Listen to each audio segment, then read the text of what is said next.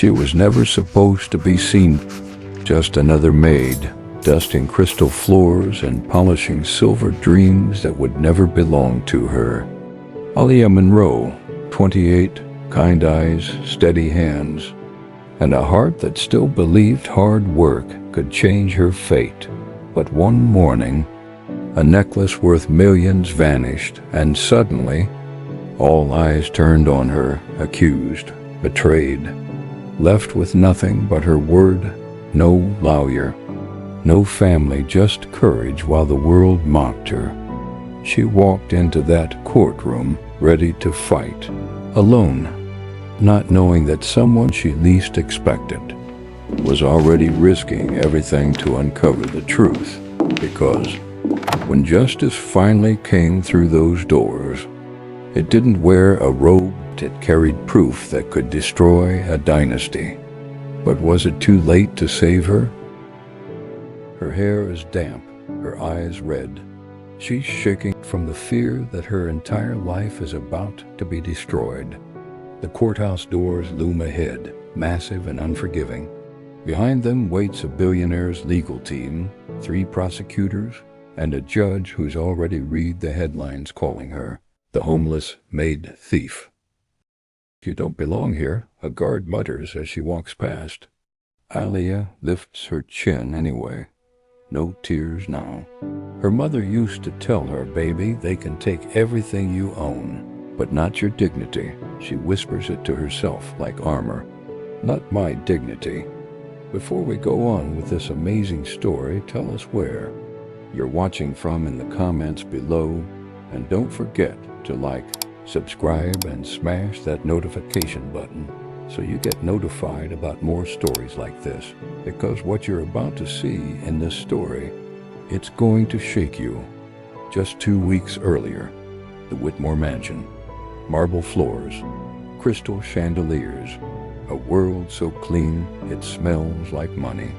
Aaliyah dusts a framed photo of Charles Whitmore shaking hands with senators. He's the kind of man who never raises his voice he doesn't need to. His power does the talking. Aaliyah hums softly while cleaning. She sends a text to the shelter where she volunteers on weekends. "Tell Mrs. Hensley I found extra blankets. I'll bring them tonight." She never gets the chance. Within hours, chaos erupts. Charles Whitmore's wife, Evelyn, discovers her diamond necklace worth over $500,000 is gone. A maid screams. The security team locks down the mansion. Everyone's searched. Everyone except the Whitmores. And then the unthinkable Charles finds the necklace box in Aaliyah's cleaning cart. "Aaliyah," he says coldly, "I trusted you." She freezes, staring at the box like it's poison. "Mr. Whitmore, I didn't touch that. You know me. Save it for the police." Within an hour, she's handcuffed in front of the entire staff. Someone records it on their phone. The video hits the news before she even reaches the station in the shelter that night. Her friend Lena, a nurse who volunteers there, watches the report in disbelief. "They're lying about you, girl. You helped me get my apartment. You bought my kids shoes." Aaliyah just stares at the floor and mutters, "None of that matters now.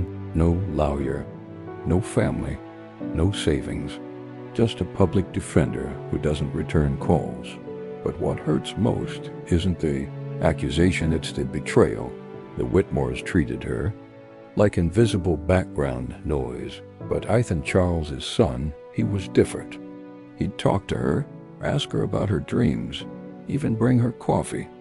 She'd thought he saw her as human. But since the arrest, silence. Aaliyah curls up that night in the shelter's corner, clutching her late mother's locket. Inside, a photo and a note. "Keep fighting. You were born for more." Present day, the trial begins. The courtroom buzzes with whispers. Reporters crowd the back rows. Charles Whitmore sits with his pristine suit and expressionless stare. Evelyn looks away, dabbing her eyes with a silk handkerchief. The Whitmore lawyers sit tall, confident. Aaliyah, meanwhile, has no lawyer. Her public defender quit last night due to a scheduling conflict. "Miss Monroe," the judge says, "are you prepared to represent yourself?" She nods, voice trembling. "Yes, Your Honor." Gasps echo. The prosecution launches a brutal opening statement, calling her a desperate woman who saw an opportunity. The jury watches her every flinch.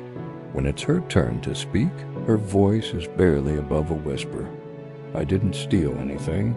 I just wanted to work, to survive." A hush falls. For a moment, you can feel the doubt crack through the room. During recess, Aaliyah overhears the Whitmore lawyers laughing. "She's done for," one says. "Without representation, this'll be over by Friday." But another lowers his voice. "The footage isn't clear. And that new security guard? He disappeared after the arrest." Aaliyah catches that, a flicker of hope. "Footage?" She scribbles a note to herself on a napkin. "Find security footage. Missing guard equals clue." For the first time in weeks, her heartbeat quickens, not from fear, but from determination. That night, Aaliyah dreams of her mother's voice again. "You're stronger than you think, baby." She wakes to a quiet sob from across the shelter. It's Tasha, a young girl she's been helping, clutching a teddy bear with one eye missing. "Miss Aaliyah, are they gonna put you in jail?" Aaliyah forces a smile. "No, sweetheart. They're just confused right now. Grown-ups make mistakes too." Tasha nods. "If they do, can I keep your locket safe?" Tears fill Aaliyah's eyes as she mutters, "You already keep my hope safe." That single moment, the innocence in Tasha's voice becomes Aaliyah's fire. She's not just fighting for herself anymore. She's fighting for every little girl who's told she's less than Dot as court resumes. The Whitmore family lawyer presents photos, bank statements, and a timeline, but something doesn't add up. A timestamp shows the necklace missing hours before Aaliyah's shift even began. Aaliyah speaks up, voice trembling but steady. "Your evidence says the item disappeared at 8:15 a.m. I clocked in at 10 o'clock. How could I have taken it?" The room falls silent. Charles's brow tightens. His lawyer stammers there must be a clerical error. But the jury notices. So does Ethan, who's seated behind his parents, looking increasingly uneasy as Aaliyah gathers her papers. A note slides across her table. No one sees who sent it. It reads, "You're not alone. There's proof. Trust me." Her breath catches. She looks around, but everyone's already leaving.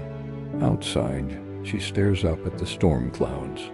Maybe, just maybe, this isn't over. If this story is hitting you the way I think it will, you're going to want to subscribe, because what happens next would throw you off your seat. Someone in that courtroom is hiding a truth that could change everything. Rain still patters against the courthouse windows. Aaliyah sits alone in the cold hallway, clutching that anonymous note. Her stomach twists with both hope and suspicion. Proof? She wants to believe it, but after everything, how can she suddenly? Footsteps echo. She looks up. A man in a worn trench coat stands before her, holding a cup of coffee. Mid-40s, tired eyes, a quiet strength about him. "Miss Monroe." "Yes, name's Robert Hayes, private investigator. I used to work security for the Whitmores. I know you didn't take that necklace." Aaliyah freezes. "Then why didn't you say something before?" Robert sighs, glancing around.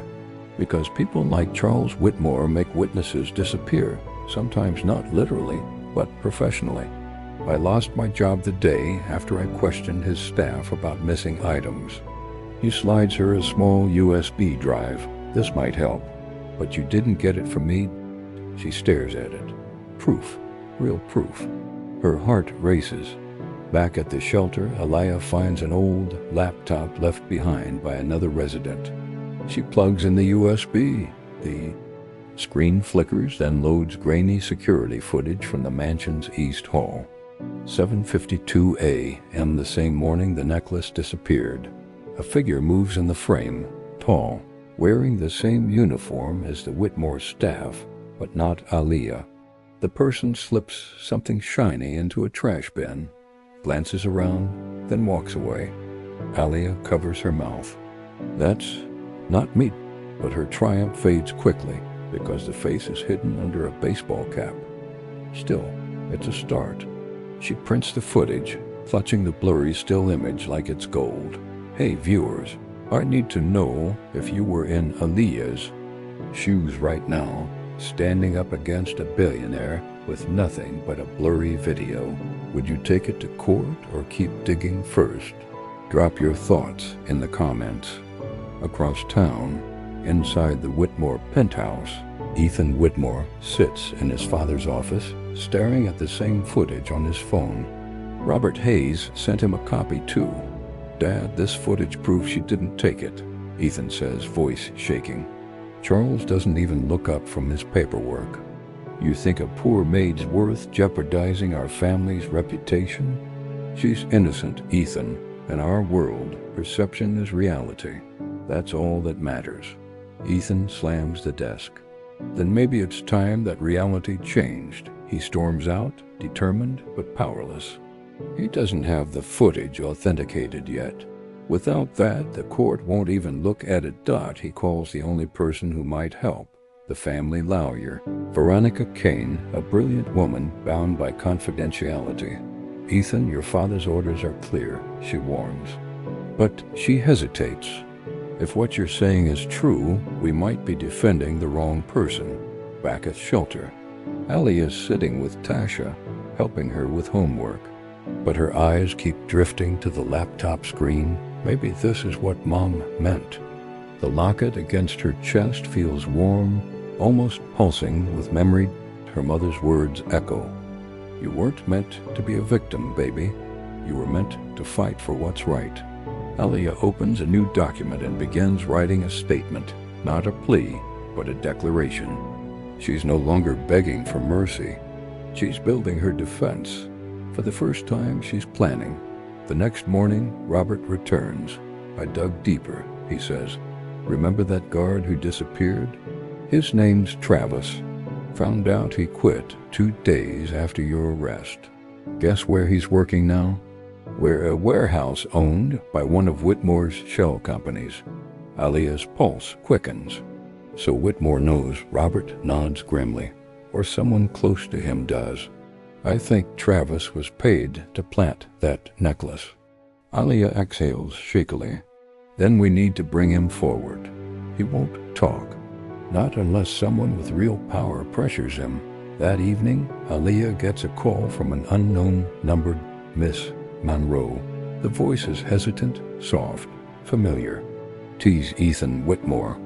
Her breath catches. Why are you calling me? Because I know you're innocent. I saw the footage. I've been begging my father's lawyer to authenticate it, but we need your testimony to link it. Why help me now? She asked. Because I saw the look on your face when they arrested you. And I realized I've been a coward. He answered. Aaliyah whispers, if you're serious, then meet me tomorrow. No more secrets. He agrees. But when they hang up, we see Charles Whitmore standing in the doorway of Ethan's office, having overheard every word. My son's meddling could ruin everything. Handle it. Sir, if there's exculpatory evidence, we're legally obligated. You're obligated to me. Don't forget who signed your checks. But Veronica hesitates.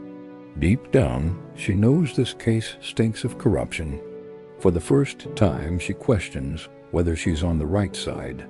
Meanwhile, Ethan secretly meets Aaliyah and Robert at a diner outside the city. Aaliyah eyes him cautiously. You think showing up fixes what your family did to Mano, Ethan says quietly.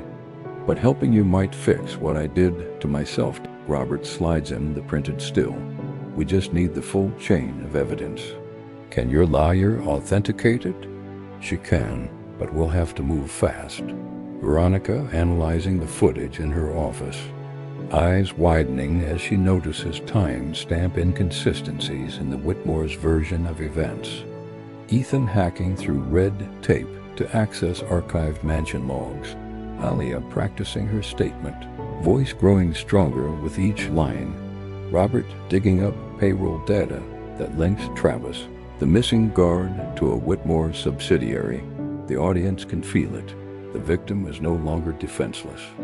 If this story is hitting you right in the heart, make sure to subscribe, because what's about to happen next, when Aaliyah steps back into that courtroom, is going to blow your mind.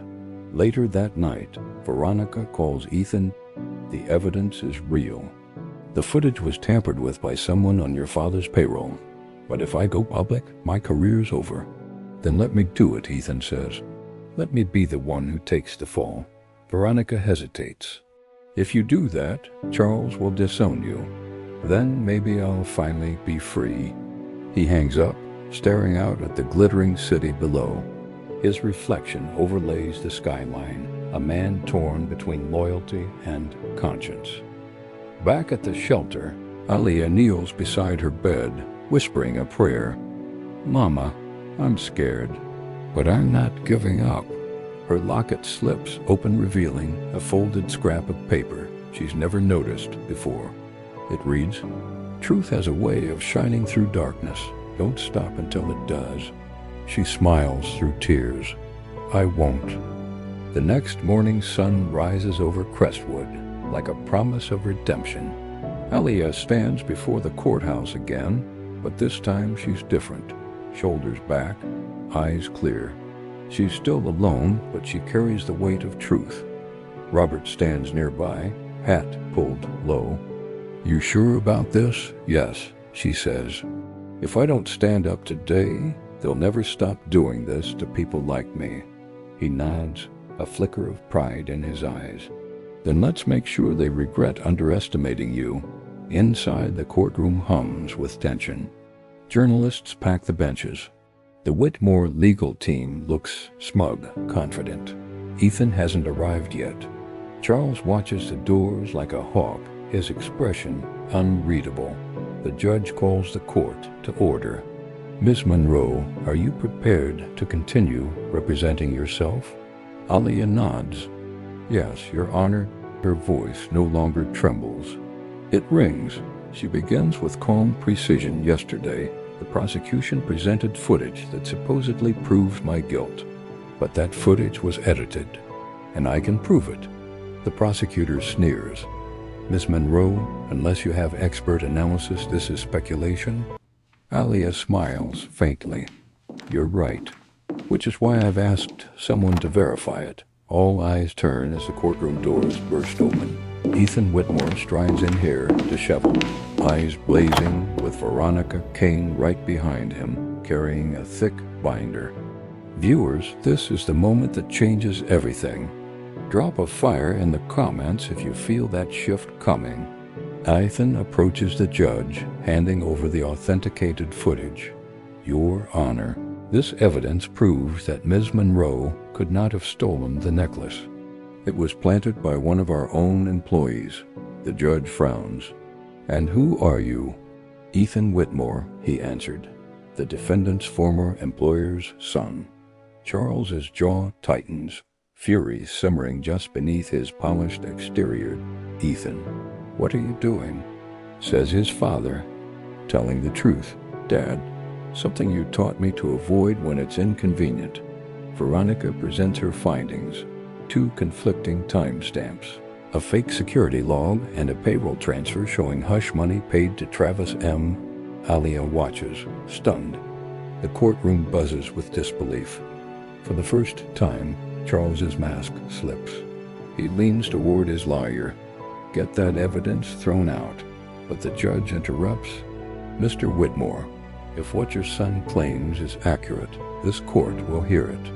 Ethan steps closer to Aaliyah. You don't owe me thanks. I'm just doing what's right. Aaliyah stares at him and says, Then let's finish this together. The prosecution objects, but the judge allows Ethan's evidence to be presented. One by one, pieces of the puzzle fall into place. Travis's sudden resignation, the falsified footage, a missing key card found under another maid's name. The truth hits like thunder. The once powerless Maid now commands. The courtroom. Ethan's testimony shakes the foundation of his father's empire. My father taught me that people are disposable, that loyalty matters more than justice. I believed him until I saw what that belief did to an innocent woman. Charles explodes. You're throwing away everything for her? For a thief, Aaliyah stands tall. For the truth, something money can't buy. The audience murmurs approval. Even the jurors lean forward. Captivated. Veronica submits the final document, a signed affidavit from Travis, the missing guard, admitting that he was paid to frame Aaliyah. The courtroom erupts. The judge calls for order. Aaliyah breathes out for the first time in what feels like forever. Tears blur her vision as she turns to Ethan. You did it. He shakes his head. We did it. It feels like victory, but then disaster. The prosecutor smirks. Your Honor, before we celebrate, the court should know that this so-called affidavit was obtained illegally. It's inadmissible. Veronica pales. He's right. The judge sighs heavily. The affidavit is stricken from the record. Aaliyah's triumph vanishes in an instant. Without that confession, the case is still circumstantial. Charles smirks from his seat, regaining confidence. Seems like the truth isn't quite as convenient as you hoped. The court recesses for the day. Aaliyah collapses onto the courthouse steps. Rain begins to fall again. Ethan joins her. I'm sorry. I thought this would fix it. You did your best, she says softly. But maybe justice isn't meant for people like me. He grabs her hand. Don't say that. We're not done yet. Her voice breaks. They're going to lock me up, Ethan. And all those kids at the shelter. Who's going to fight for them? He looks at her, really looks, and realizes this fight is bigger than either of them. He makes a silent vow. If the system won't save her, he will. That night, Aaliyah returns to the shelter. She's emotionally spent, but something keeps tugging at her mind. The footage. The payroll records. Robert greets her with a grim smile. You didn't lose today. You just rattled a giant. Then he hands her a small envelope. Found this in Travis's old locker. Looks like an email printout from your boss. Aaliyah reads it. The message is short but explosive. Payment confirmed. Make sure the necklace ends up where they'll find it. CWHER eyes widen. Charles Whitmore. Robert nods. This one's clean. No illegal chain of custody. It's admissible. Aaliyah grips the letter, heart pounding. Then tomorrow. We finish this. The next morning, Aaliyah walks toward the courthouse, letter in hand. She's ready to end this nightmare. But across the street, a black car idles. The tinted window rolls down, and for a second, she locks eyes with Charles Whitmore himself. He smiles a cold, warning smile and drives away. Robert mutters he knows we've got him. Aaliyah tucks the letter into her coat. Then he's about to know what I'm capable of. The camera pans up to the courthouse, doors as thunder rolls in the distance. They tried to bury her, but they forgot she's the seed. The next morning, Crestwood wakes under storm clouds that mirror Aaliyah's dread. She's walking toward the courthouse when she realizes her coat pocket is lighter. The envelope, the email proof against Charles Whitmore, gone. Her stomach drops. She checks everywhere. Nothing. Panic hits. Someone's taken it. Robert bursts through the courthouse doors. It was stolen from your locker. The Whitmores must have people inside the building. Aaliyah's hands tremble. All her hope, all her fight vanishing in an instant. Then it's over, but Ethan refuses to let her quit. No, it's not. I made a backup. Her eyes widen. What? He nods. Veronica made a digital copy before we turned in the physical letter. She hid it on a secure drive just in case my father pulled something. But there's one problem. The file is locked behind a passcode only Veronica knows. And Veronica is missing. Court resumes. The prosecution moves to close arguments. The jury looks exhausted, sympathetic, but powerless. The judge asks, "Does the defense have any remaining evidence to present?" Aaliyah stands, eyes wet. "No, Your Honor," Charles exhales smugly, confidence restored. He leans toward his lawyer. "It's done." Aaliyah's heart cracks. She looks to Ethan, but even he can't meet her eyes.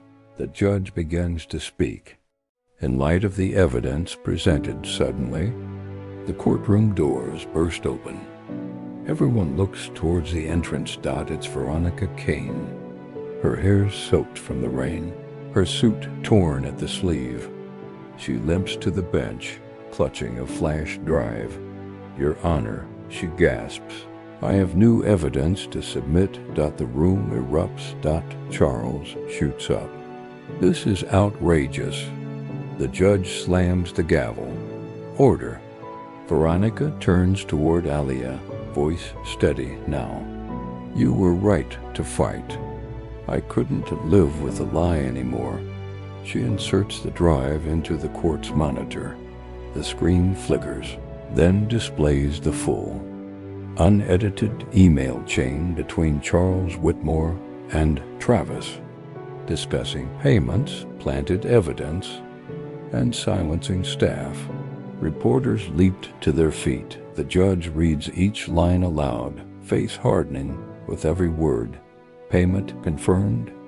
Ensure the necklace ends up where they'll find it. Make her disappear quietly." Aaliyah covers her mouth, tears streaming. Ethan grips the desk, eyes filled with fury and relief. Charles lunges to speak, but the judge cuts him off. "Mr. Whitmore, are these your communications?" Charles hesitates, then makes his fatal mistake. "I did what was necessary to protect my name." The courtroom explodes. Veronica turns toward the jury. "That's all you need to hear." Within minutes, the gavel falls. Case dismissed. "Ms. Monroe, you are hereby cleared of all charges." Aaliyah gasps, sinking into her chair as cheers fill the room. Tears pour freely now, not of fear, but release. Ethan kneels beside her. "You did it." She shakes her head. "We did." Outside, the courthouse steps are flooded with reporters. Cameras flash. Microphones thrust toward her. "Aaliyah, how does it feel to be vindicated? Will you press charges against the Whitmores?" She looks up at the storm breaking apart into light. "I don't want revenge. I want justice for everyone who never got the chance to speak." Behind her, police escort Charles Whitmore in handcuffs. The mighty billionaire silent, defeated, eyes emptied. Veronica places a hand on Aaliyah's shoulder. "You changed everything today." Aaliyah smiles softly. "No, truth did." Weeks later, we find Aaliyah standing in front of the old Crestwood shelter, now repaired, repainted, and renamed the Monroe Center for Second Chances. Children play outside. Volunteers hand out food. Tasha, the little girl from before, runs up to her holding a notebook. "Miss Aaliyah, look, I wrote about you in school. I said you're a hero." Aaliyah kneels, smiling through tears. "Heroes aren't perfect, baby. They just don't give up." Ethan walks up beside her, handing her a folder. "The city approved your grant. The clinic's happening." Her breath catches. "Mama always said I'd find my purpose again." He nods. "You didn't just find it, you built it." That night, Aaliyah sits by the window of her small, new apartment. She opens her mother's locket. Inside now sits a photo of the shelter kids. tucked beside her mom's picture. They said a maid couldn't stand against a millionaire, but they were wrong.